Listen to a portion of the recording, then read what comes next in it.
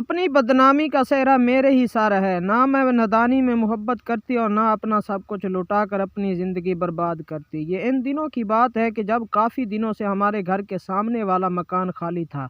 मालिक मकान किसी मुख्तसर फैमिली की तलाश में था। जल्द ही उसको किराएदार मिल गया। ये किराएदार रऊफ़ नामी नौजवान लड़का था। वो नज़दीकी गाँव से शहर पढ़ने के लिए आया था।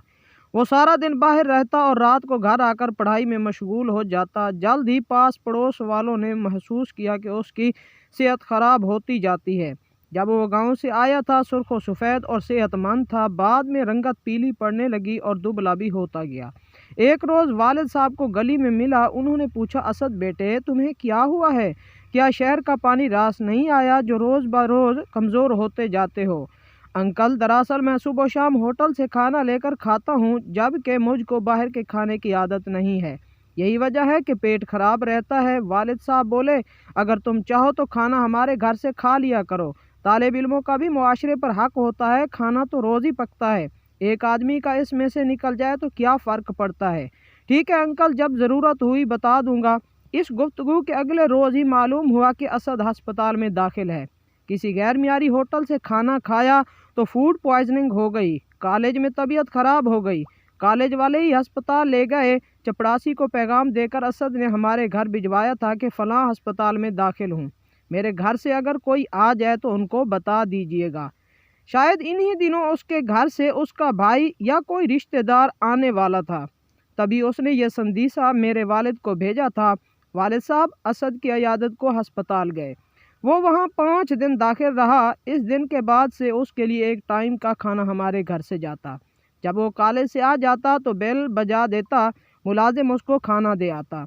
असद ने बहुत इसरार किया कि वो खाने की रकम हर माह दिया करेगा, लेकिन वालिद साहब ने मना कर दिया कि कोई बात नहीं, हमसायों का भी हक होता है।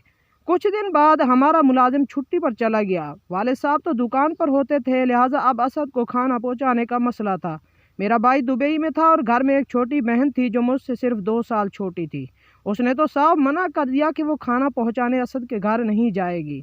वालदा नहीं चाहती थी कि असद रोज़ाना हमारे घर में खाना खाने आए, क्योंकि इस तरह लोगों को बातें बनाने का मौका मिल जाता। अब इसका यही हाल था कि जब वो कॉलेज से आता, बेल देकर दरवाजे पर खड़ा रहता और खाना लेकर अपने घर चला जाता। खाना खाने के बाद दोबारा बर्तन देने आता, बेल देता और हम बर्तन ले लेते। बज़ाहिर ये आसान काम मगर खासा मुश्किल था। कभी अम्मी फारिग ना होती तो ये फ़र्ज़ मुझको ही अंजाम देना पड़ता। एक रोज़ वो खाना लेने आया, अगले रोज़ भी ना आया। अम्मी बुर्का ओढ़ उसके दरवाजे पर गई, बेल दी। वो बाहर आया तो पूछा, बेटा खाना क्यों नहीं ले रहे? कहने लगा, खाला जी मेरी तबीयत ठीक नहीं है, बुखार आ रहा है और मुझको इस हाल की भी तकलीफ़ हो गई है। अच्छा बेटा, तो मैं खिचड़ी बनवा कर भेज देती हूँ। अम्मी ने मुझसे कहा कि खिचड़ी बना दो। मैंने खिचड़ी तैयार कर ली तो खाला का फ़ोन आ गया कि उनके शोहर की तबीयत ख़राब है, उनको अस्पताल ले गए हैं, फ़ौरन आ जाओ। वालदा ने बुरका सर पर डाला और खाला के घर जाने निकल गई। उनको ये भी याद न रहा कि असद को खिचड़ी देनी है। काफ़ी सोच विचार के बाद बिल आखिर मैंने ही हिम्मत की। चादर लपेट में खिचड़ी ले उसके दरवाजे पर पहुंची। बेल दी, कोई जवाब ना आया। सोचा शायद असद की तबीयत ज़्यादा ख़राब है।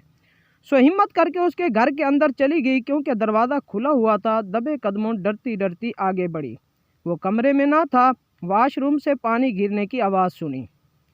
खिचड़ी उसके कमरे में पड़ी टेबल पर रखकर मैं उल्टे कदमों लौटी तो वो वाशरूम से निकल आया। कहने लगा, आपको जहमत करना पड़ी, शुक्रिया। मैंने कहा, कोई बात नहीं, अम्मा को खाला के यहाँ जाना पड़ गया तभी मैं आ गई। अच्छा बर्तन लेती जाइए। उसने प्लेट में खिचड़ी निकाली, बर्तन खाली कर दिए। मैंने बर्तन उठाए और घर को आ गई। इस पहली जुरात के बाद मेरी झिझक ख़त्म हो गई। अब जब भी मैं फारिग होती दरवाजे से झांकती, अगर कोई गली में इधर उधर ना होता तो तेज़ी से उसके घर के अंदर चली जाती और खाना देकर आ जाती। शुरू में हम सलाम और दुआ के सिवा और कोई बात ना करते थे। रफ्ता रफ्ता हिजाब कम होने लगा और मैं ठहर कर उसके साथ थोड़ी देर कोई इधर उधर की बातें कर लिया करती थी। अभी तक मोहल्ले वालों को इल्म ना था कि मैं उसे खाना पहुंचाती हूँ। एक रोज़ बदकिस्मती से मोहल्ले की एक औरत ने मुझको असद के घर से निकलते देख लिया। बस फिर क्या था, बात मुंह से निकली और कोठों चढ़ी। وہ ایک لگائی بجائی کرنے والی عورت تھی، ہر طرف اس بات کو پھیلا دیا اور یوں سارے محلے میں بدنام ہو گئی۔ ماں نے اسکول سے اٹھا لیا اور اس ڈر سے گھر سے میرا باہر نکلنا بند کرا دیا کہ کہیں اس معاملے کی خبر میرے والد کو نہ ہو جائے۔ اب تک تو ہمارے درمیان کوئی ایسا ویسا معاملہ نہ تھا، لیکن پابندی لگی تو نہ جانے کیوں دل کو بے کلی رہنے لگی۔ محسوس ہوا کہ میرے دل میں اس کی جگہ تھی جو اب اس کی جدائی مجھے تڑپانے لگی تھی۔ انسان پر پابندیاں لگ جائیں تو قرب کی شدت بھی دو چاند ہو جاتی ہے۔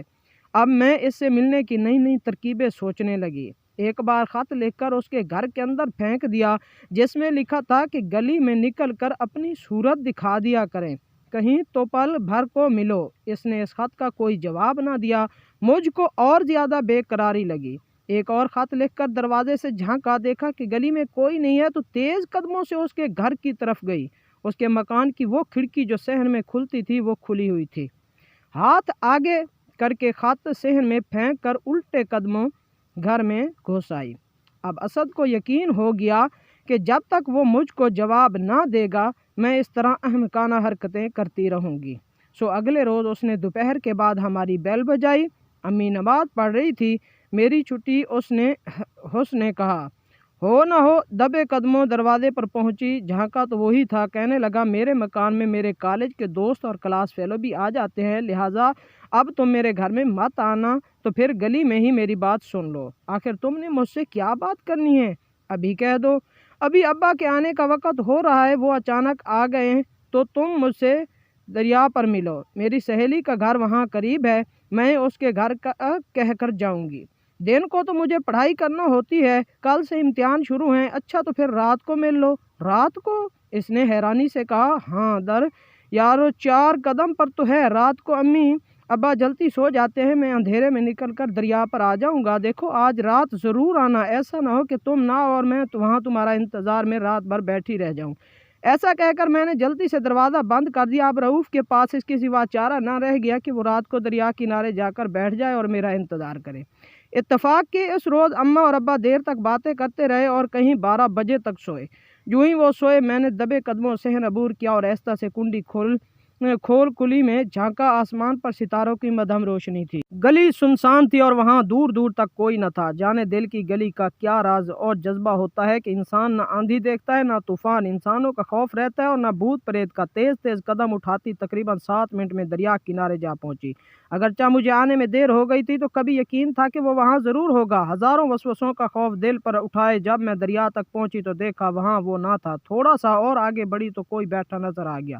میں سمجھی اسد ہے جو میرا انتظار کر رہا ہے۔ جب ذرا اور آگے گئی تو کیا دیکھتے ہیں، وہاں تو کوئی نہیں اور کوئی بیٹھا ہے۔ میں ڈر کا واپس پلٹنے لگی تو وہ بولا، ڈرو نہیں بہنا، مجھے اسد نے بھیجا ہے، اس کو سخت بخار ہے اور میرے گھر میں لیٹا ہے، تم کو بلا رہا ہے۔ میں نے کہا، رات آدھی ہو چکی ہے، اب تمہارے گھر گئی تو واپس اپنے گھر کب پہنچوں گی؟ میرا گھر زیادہ دور نہیں ہے، اب آ گئی ہو تو اس کی بات سن لو۔ یہ لو، اس نے پرچہ لے کر مجھے دیا ہے، خود پڑھ لو اگر میری بات کا یقین نہیں ہے۔ اس نے جیب سے ٹارچ نکالی اور پرچے پر ڈالی۔ میں نے پڑھا لکھا تھا، مجھ کو شدید بخار ہے، 2 گھڑی دیکھنے کو آ جاؤ۔ انداز تحریر اسی کا تھا۔ میں اس کی تکلیف کا سوچ کر تڑپ اٹھی، بغیر سوچے سمجھے اس کے دوست کے پیچھے پیچھے چل دی۔ ذرا آگے آئے تو اسکوٹر نظر آیا، وہ بولا، اس پر بیٹھ جاؤ، بس 2 منٹ میں پہنچ جائیں گے، تم کو واپس بھی اسی سواری پر لے آؤں گا۔ نہ جانے کدھر کس راستے وہ مجھے لے چلا، اس وقت میری مت ماری گئی تھی۔ اسد کے بخار کا سن کر اس کے پیچھے چل دی، حالانکہ مجھے واپس گھر کو پلٹ جانا چاہیے تھا۔ اسد کی سوچوں میں ایسی ڈوبی ہوئی تھی کہ اندازہ نہ ہوا کتنی دور چلی آئی ہوں۔ جب ایک مکان کے سامنے اسکوٹر روک کر اس نے اترنے کا کہا تو مجھے ہوش آیا۔ اب میں کلی طور پر اس کے رحم و کرم پر تھی۔ مکان کے اندر پہلا قدم رکھتے ہی دل نے کہا کہ تم نے یہاں آ کر بڑی غلطی کی ہے۔ دھڑکتے دل کے ساتھ آدھی رات کو میں ایک انجانے گھر میں داخل ہو گئی۔ تصور میں اسد کا پیار چہرہ تھا اور کچھ سوچ نہ تھی۔ جب اندر گئی وہاں بستر ضرور بچھا تھا، مگر اس پر اسد نہ تھا۔ ادھر ادھر دیکھا، شاید دوسرے کمرے میں ہو۔ ابھی میں جائزہ لے رہی تھی کہ دروازہ بند کرنے کی آواز آئی۔ وہ شخص جو مجھے لایا تھا دروازہ بند کر چکا تھا۔ اتنے میں دوسرے کمرے سے 2 اور آدمی بھی آ گئے، مگر ان میں کوئی اسد نہ تھا۔ میں نے پوچھا، اسد کہاں ہے؟ ان میں سے ایک بولا، اسے بھول جاؤ، وہ دریا میں ڈوب چکا ہے۔ اب ہم ہیں تمہارے اسد، اس کے بعد کیا کہوں؟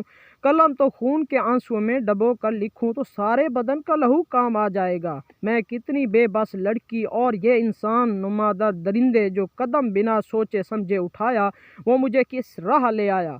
रात सर पर से ऐसी गुजरी जैसे डाइनों हजारों गद और चीलें चिल्लाती हुई कानों में महसूस हो रही थी।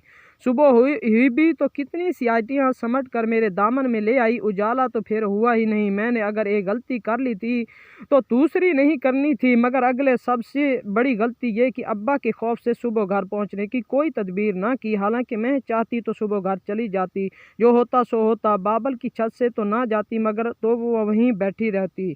असद को कोसती रही कि उसने ये सब कुछ मेरे साथ जानबूझकर किया था या वो खुद किसी का शिकार हो गया था। भुलप्पन में से अपने किसी दोस्त को अपना राजदार बनाकर उसको मौका फराहम किया था। ये अकीदा तो कभी खुल ही ना सका। घर जाते तो ये अकीदा खुलता, लेकिन घर किसी मुंह से जाती। मेरी हालत मेरी बर्बादी का नुहा थी। भला कौन मुझे कबूल करता? शायद अब्बा जान मुझको देखते ही शूट कर देते।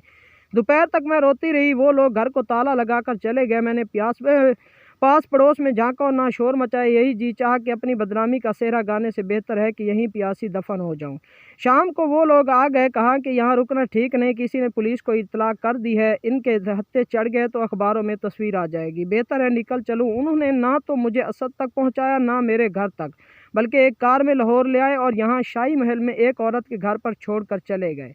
उस औरत ने मुझे दिलासा दिया। वो कहती है कि मुझे माँ समझो, मगर वहाँ माँ नहीं। माँ के नाम पर धब्बा थी। वो मुझे हीरा कहकर मुतारिफ कराती थी। न जाने कब तक ये हीरा इस गंदी जगह पर बिकता कि एक रोज़ एक शख्स जो वहाँ अपना दिल खुश करने आया था, मैंने उसे अपना किस्सा सुनाकर इल्तिजा की कि मुझको मेरे वालिदैन तक पहुंचा दो। बेशक वो मुझे शूट कर दे, इस जगह रहने से तो बाप के हाथों मर जाना बेहतर है। उस आदमी को तरस आया और उसने मुझे मेरे घर तक पहुंचा दिया। वहाँ सब बदल चुका था। माँ मेरी याद में रो रो कर अंधी हो चुकी थी। बाप बेइज्जती सह ना सका और दुनिया से ही रुखसत हो गया। भाई ने दरवाज़ा तो खोला, लेकिन कोई भी ताल्लुक़ रखने से इनकार कर दिया। वही आदमी मुझे वापस अपने साथ ले आया, मेरे से निकाह किया और मैं अब उसके बच्चे की माँ बनने वाली हूँ। पर ज़िंदगी में एक गलती मुझे गुनाह की एक ऐसी गार में ले गई जहाँ सिर्फ दलदल ही दलदल थी। मुझे मेरे शौहर ने कोई भी ताना नहीं दिया, लेकिन हर दम ये धड़का लगा रहता है कि ये मेरा आखिरी ठिकाना है भी कि नहीं। मज़ीद ऐसी दिलचस्प स्टोरी सुनने के लिए हमारे चैनल को सब्सक्राइब कर दें। मिलते हैं न्यू वीडियो के साथ। अल्लाह हाफिज़।